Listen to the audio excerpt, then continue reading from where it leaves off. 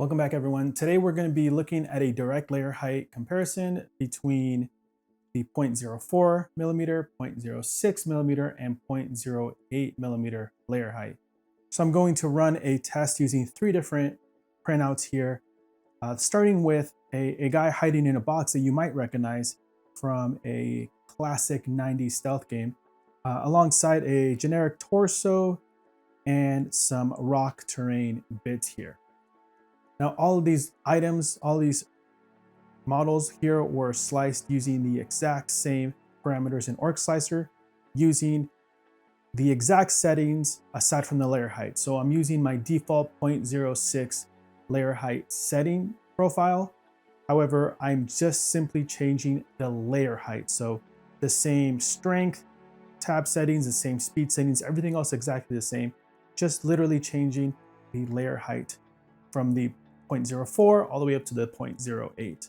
And my logic behind doing this is why I'm printing these miniatures here, three different. It's because I feel like this is more of a real world example and it matches what I'm actually printing and what you might be printing. I don't want to do like calibration cubes because you're not really printing, and maybe you are, but for the most part, I would say you're not printing calibration cubes at home for your hobby. And so this is kind of more of a real world test.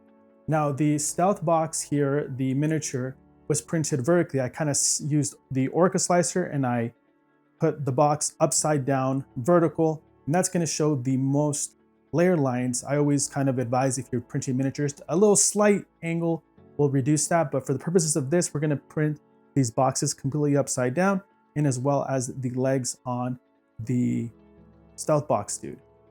The torso is actually a torso that I've used in the past before, and that is just literally a generic torso that we're going to use here. Kind of matches the miniature workflow that we've used to seeing on the channel, and maybe that one would be probably one that you are probably most interested in seeing there. And then finally, we have some rock bits. Also, again, I've used these before in my previous videos. However, each of these serves a different purpose. The stealth box dude here is showing the vertical angle here with the layer lines, and then we have a kind of a torso that's going to show a variety of different spots that we can look for the comparison. And of course the rock bits there, that's going to have a we're going to focus in on looking at the horizontal, the top surfaces there. Let's put this under some harsh lighting, which I do realize that you're not always going to be looking at your prints under this direct harsh lighting, but in this situation, I feel like it's important to just kind of see, and kind of in a nitpicky way, look at really what the differences are. Probably from where you're sitting at, you probably can't tell the difference between these miniatures from the camera. And I would say it's an arm's length away, literally right here. We're arm's length away from where, less than an arm's length away, probably from my elbow. So that distance, whatever that is, that measurement there, you can't tell the difference, but we're going to put under some harsh lighting and we're going to be able to see if we can spot those differences. All right, now that we got everything moved over to the table here, we're going to actually kind of go in here and we're going to compare them. Underneath each one of these, I have written down the actual layer height that was used. So from here, you probably cannot tell, and this is like super close, guys. Okay, like this is, I don't know how much that is. I don't know how much the distance from my thumb to my pinky is right there. It's fairly close, and you probably cannot tell from here. But we're gonna kind of get a little bit zoomed in here. We're gonna put under some really harsh lighting here, and we're gonna see if you can actually tell the difference here. Now, unfortunately, when I glued these on, they're not all glued exactly at the same angle. So we're gonna manually, I'm gonna hold these up and we're gonna compare them. First, we're gonna start by looking at the boxes here. Now the question is, which one of these, right? So which one of these was the actual one that had the highest layer height? So we were looking at this one right here. You kind of see the layer lines there. I mean, these are almost pretty angled correctly. So I would say I didn't do such a terrible job of angling there. But looking at here, I'm going to say that this one is the 0.08.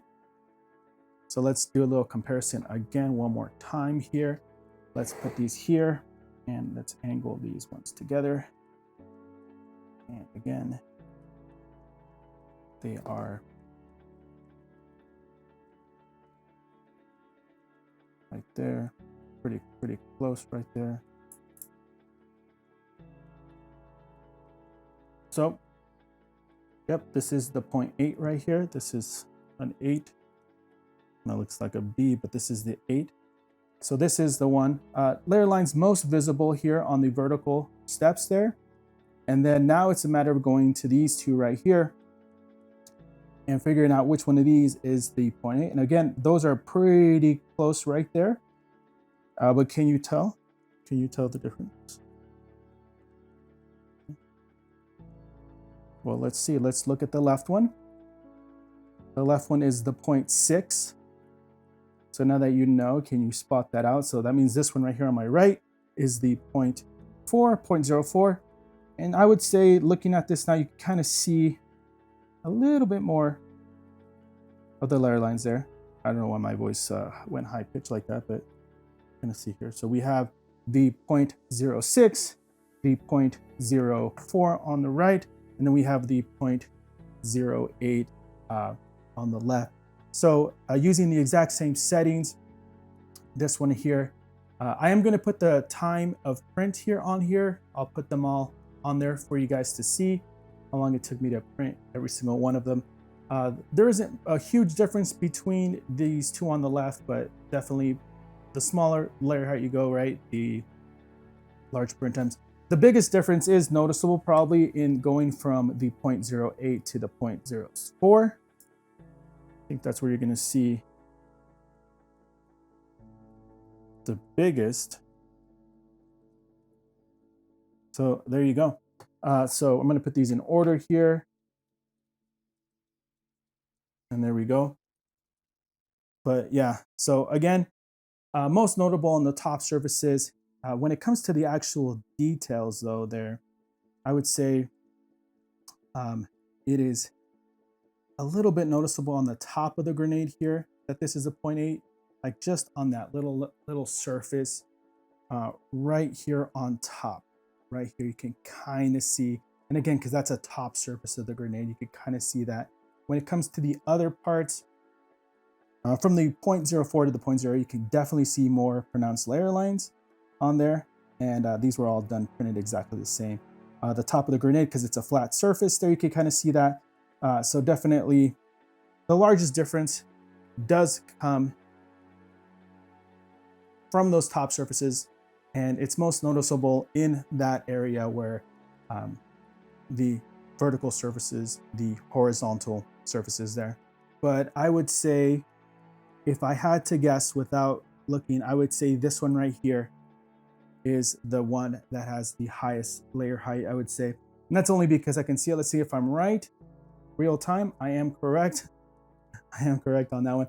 Because you can see, right? You do see those surfaces there. You can see the differences there. And it's just the stepping that you get on those horizontal surfaces. Looking at these two over here, again, there's so many textures on there that, but this one is very, of course, like looking here, I don't know if you can tell on camera. I'm gonna get this as close. I would say that this one over here on the left is the 0.06, and this is the 0.04. It's just, in person, you can kind of see it. I know the lens, and I can't really go in more, guys, because unfortunately, my camera starts to blur out here, even if I do autofocus there or do manual. But I would say this is the 0.06, and this is the 0.04. Overall, I would say this is kind of the reason why I have generally stuck to a 0.06 layer height. For me, it's the balance of going with time, but also since I do I don't do any post-processing, I would say for me anyways, it allows me to kind of just get the print out at a reasonable time and then take off the supports and get going with the painting. I do no sanding, nothing like that. But if you are really, really trying to get your best quality and you don't mind getting some of that extra time, I definitely think that the 0.04 here is going to give you the best overall, right? Because it's going to do the best on those top surfaces. It's going to do the best on those vertical sections of your miniatures that you're printing. When it comes to like terrain bits and stuff like this, yeah, if you're putting under light like this, guys, then you're going to see those layer lines. But again, if I move up like this and then all of a sudden the light is not super close into it, right, a few inches away from it, then I would say it really just depends on what you're comfortable with as far as your time goes. But as always, guys, I hope you found the video helpful. I tried to make this as quick and as real world applicable as possible. Let me know in the comments what you think. For me, time and everything, I will definitely stick with the 0.06 layer height. Occasionally I do, as you know, mess with the 0.04, but I feel like the difference, the biggest difference is going from that 0.08 to that 0.04 on these prints. Not a huge difference either way of going from a 0.08 to a 0.06 and going from a 0.06 to a 0.04, right? It's just the difference when you go between that. And I guess that makes sense because you're doubling, right? That layer height. But anyways, thank you guys so much, guys. If you're still around, make sure to like the video, make sure to subscribe. Think about joining our Patreon only Discord there. It's a great way to support what I'm doing here on the channel, but also at the same time, help you out with your 3D printing needs, share our painting. That's where I post most of my painting progress there on my 2,000 point army. But also, it's just a great spot to share and discuss all things 3D printing. And of course, get early access to the videos that are released here weekly on the channel. Thank you guys so much, and I will see you guys later.